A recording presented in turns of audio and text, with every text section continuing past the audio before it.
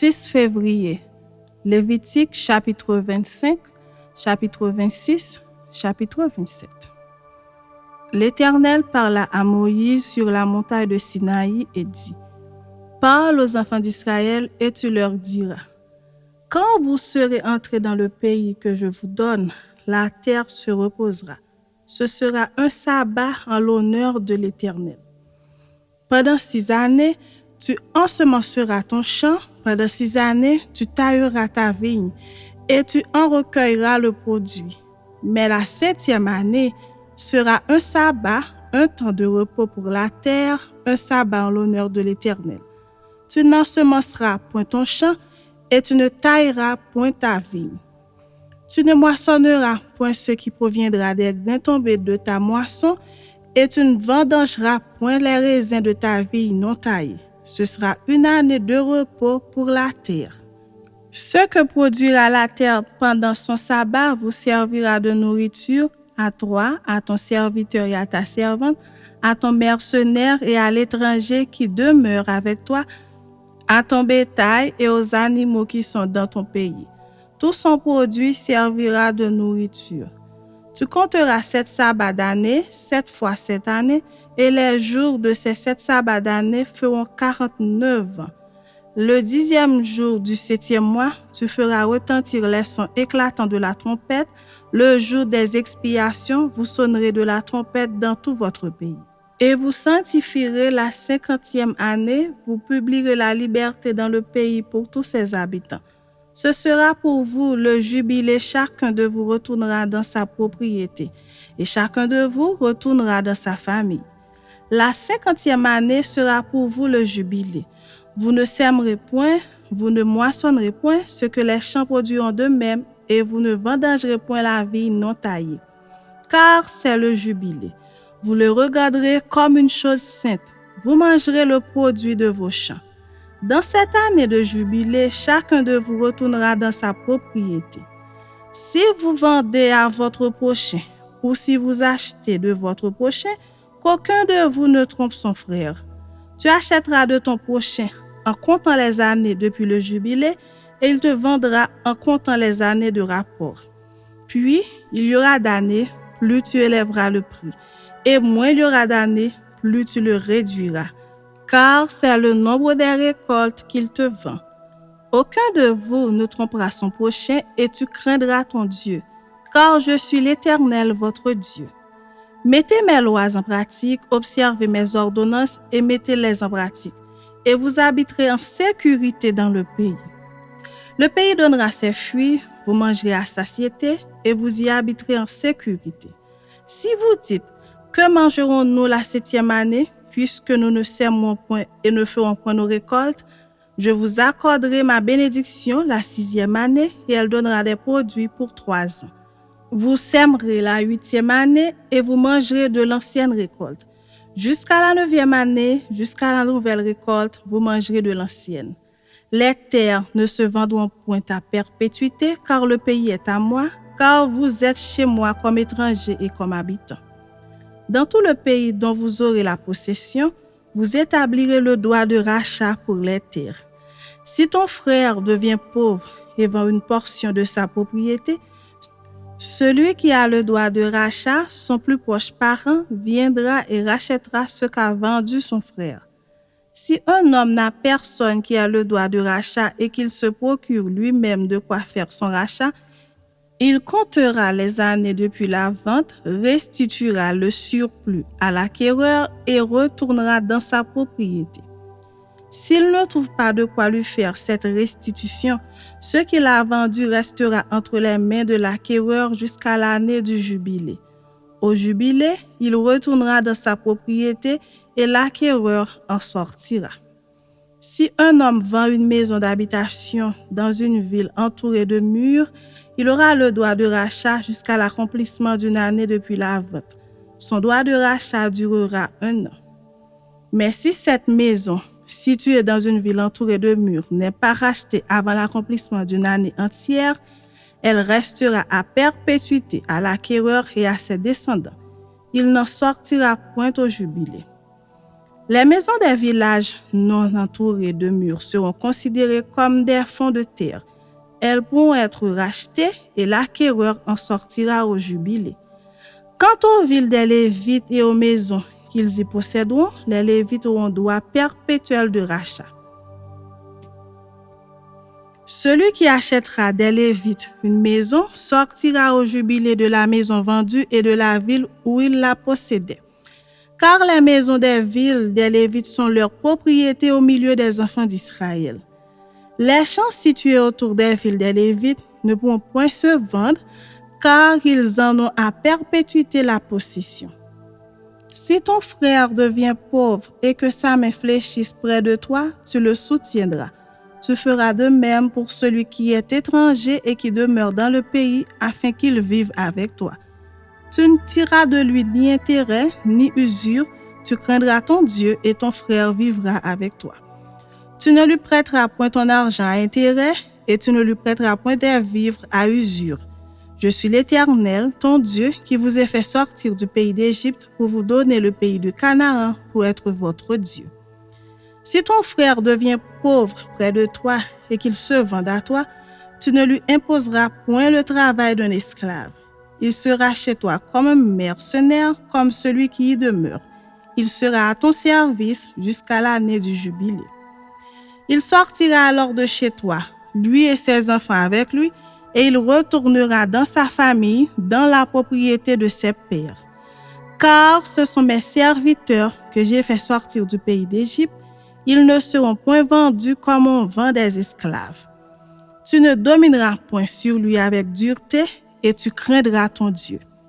C'est des nations qui vous entourent que tu prendras ton esclave, et ta servante qui t'appartiendront.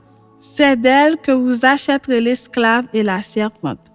Vous pourrez aussi en acheter des enfants des étrangers qui demeureront chez toi et de leurs familles qu'ils engendreront dans votre pays, et ils seront votre propriété.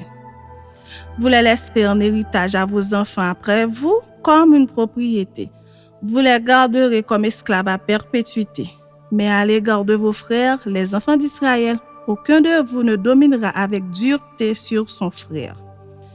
Si un étranger, si celui qui demeure chez toi devient riche et que ton frère devienne pauvre près de lui et se vende à l'étranger qui demeure chez toi ou à quelqu'un de la famille de l'étranger, il y aura pour lui le droit de rachat après qu'il se sera vendu.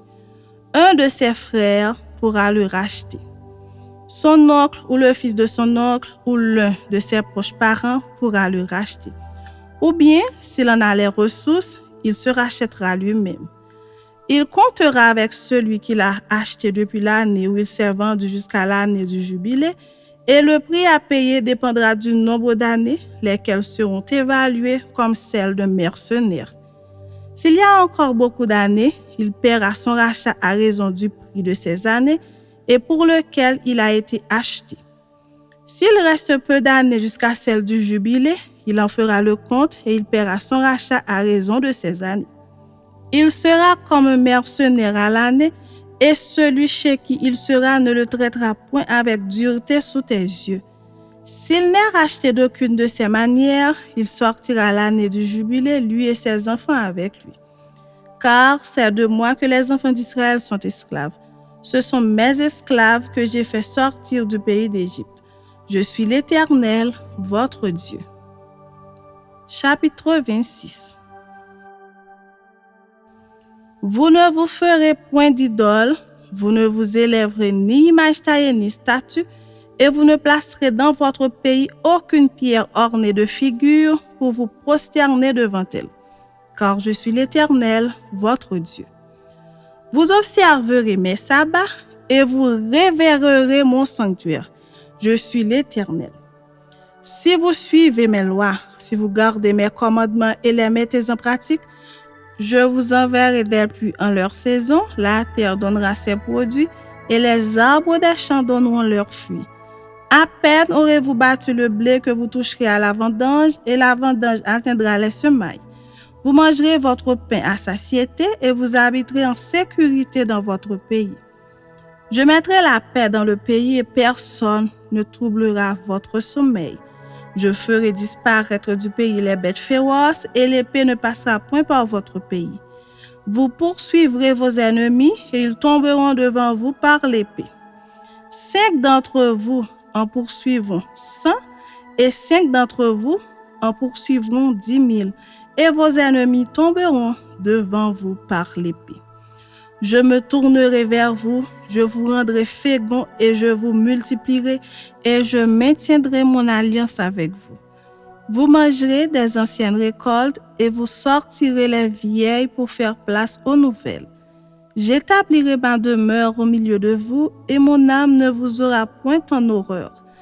Je marcherai au milieu de vous, je serai votre Dieu et vous serez mon peuple. Je suis l'Éternel votre Dieu qui vous ai fait sortir du pays d'Égypte, qui vous ai tiré de la servitude.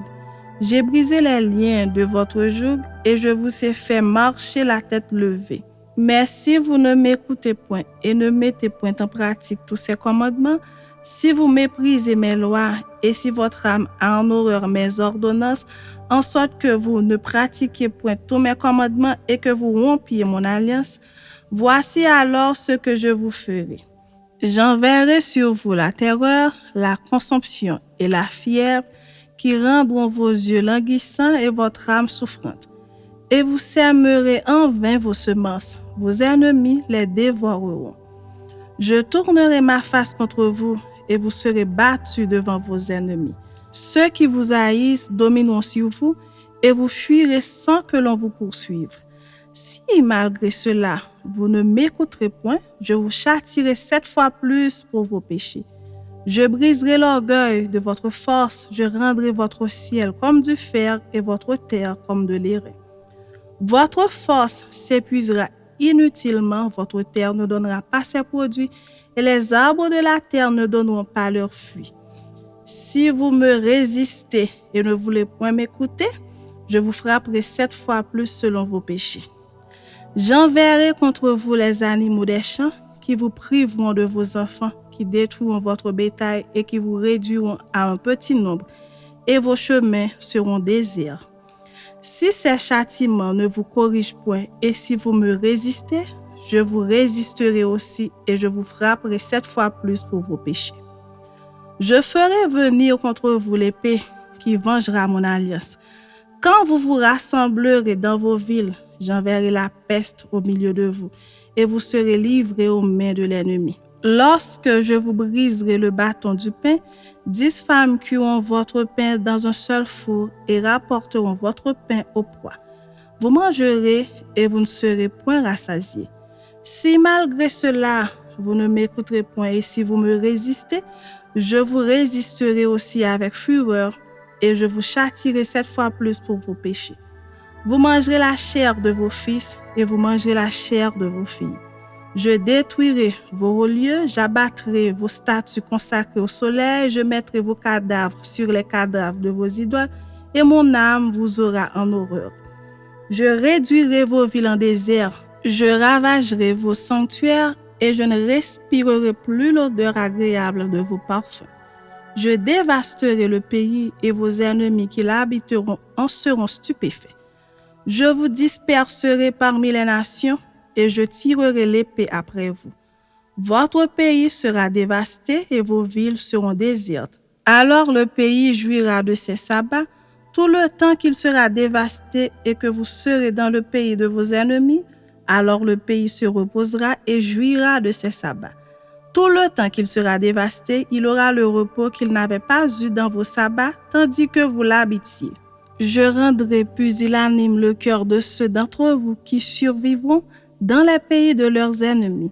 Le bruit d'une feuille agitée les poursuivra, ils fuiront comme on fuit devant l'épée et ils tomberont sans qu'on les poursuive. Ils se renverseront les uns sur les autres comme devant l'épée sans qu'on les poursuive. Vous ne subsisterez point en présence de vos ennemis. Vous périrez parmi les nations et le pays de vos ennemis vous dévorera. Ceux d'entre vous qui survivront seront frappés de langueur pour leurs iniquités dans les pays de leurs ennemis. Ils seront aussi frappés de langueur pour les iniquités de leurs pères. Ils confesseront leurs iniquités et les iniquités de leurs pères, les transgressions qu'ils ont commises envers moi et la résistance qu'ils m'ont opposée, péchés à cause desquels moi aussi je leur résisterai et les mènerai dans le pays de leurs ennemis. Et alors leur cœur incirconcis s'humiliera et ils paieront la dette de leurs iniquités. Je me souviendrai de mon alliance avec Jacob, je me souviendrai de mon alliance avec Isaac et de mon alliance avec Abraham, et je me souviendrai du pays.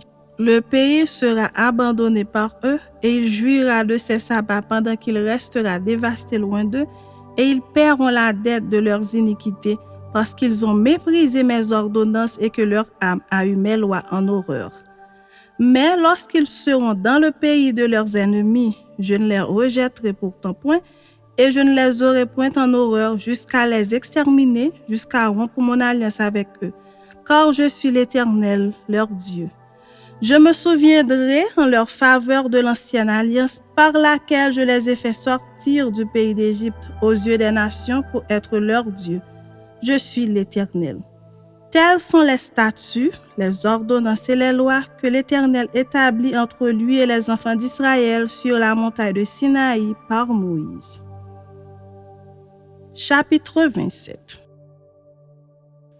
L'Éternel parla à Moïse et dit: Parle aux enfants d'Israël et tu leur diras: Lorsqu'on fera des vœux, s'il s'agit de personnes, elles seront à l'Éternel d'après ton estimation. Si tu as à faire l'estimation d'un mâle de 20 à 60 ans, ton estimation sera de 50 cycles d'argent selon le cycle du sanctuaire.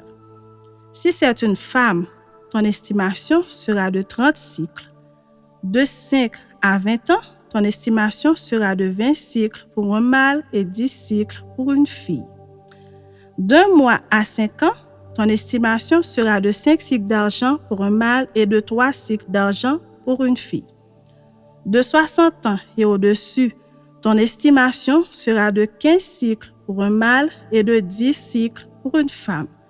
Si celui qui a fait le vœu est trop pauvre pour payer ton estimation, on le présentera au sacrificateur qui le taxera et le sacrificateur fera une estimation en rapport avec les ressources de cet homme. S'il s'agit d'animaux qui peuvent être offerts en sacrifice à l'Éternel, tout animal qu'on donnera à l'Éternel sera chose sainte. On ne le changera point et l'on n'en mettra point un mauvais à la place d'un bon, ni un bon à la place d'un mauvais. Si l'on remplace un animal par un autre, ils seront l'un et l'autre chose sainte. S'il s'agit d'animaux impurs qui ne peuvent être offerts en sacrifice à l'Éternel, on présentera l'animal au sacrificateur qui en fera l'estimation selon qu'il sera bon ou mauvais, et l'on s'en rapportera à l'estimation du sacrificateur. Si on veut le racheter, on ajoutera 1/5 à son estimation. Si quelqu'un sanctifie sa maison en la consacrant à l'Éternel, le sacrificateur en fera l'estimation selon qu'elle sera bonne ou mauvaise, et l'on s'en tiendra à l'estimation du sacrificateur.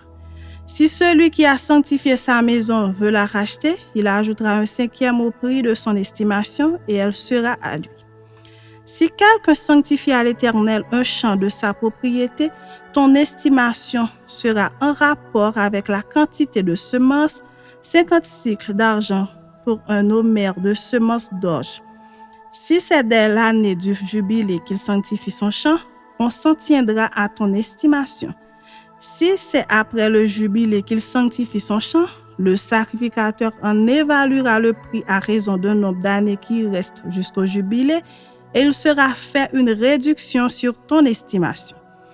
Si celui qui a sanctifié son champ veut le racheter, il ajoutera 1/5 au prix de ton estimation et le champ lui restera. S'il ne rachète point le champ et qu'on le vende à un autre homme, il ne pourra plus être racheté. Et quand l'acquéreur en sortira au jubilé, ce champ sera consacré à l'Éternel comme un champ qui a été dévoué. Il deviendra la propriété du sacrificateur.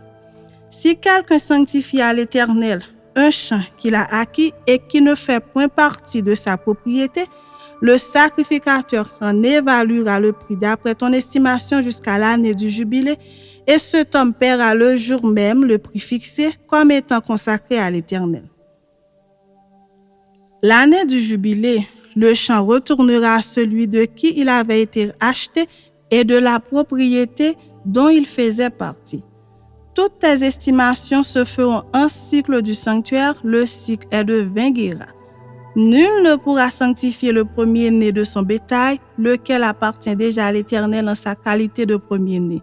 Soit bœuf, soit agneau, il appartient à l'Éternel. S'il s'agit d'un animal impur, on le rachètera au prix de ton estimation en y ajoutant un cinquième.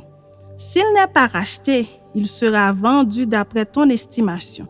Tout ce qu'un homme dévouera par interdit à l'Éternel dans ce qui lui appartient ne pourra ni se vendre ni se racheter, que ce soit une personne, un animal ou un champ de sa propriété.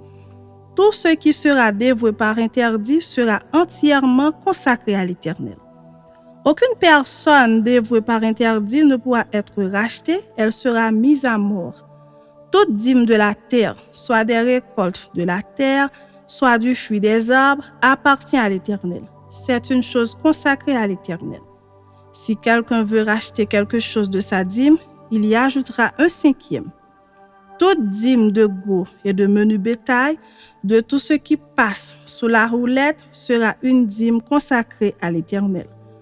On n'examinera point si l'animal est bon ou mauvais et l'on ne fera point d'échange. Si l'on remplace un animal par un autre, ils seront l'un et l'autre choses saintes et ne pourront être rachetés. Tels sont les commandements que l'Éternel donna à Moïse pour les enfants d'Israël sur la montagne de Sinaï.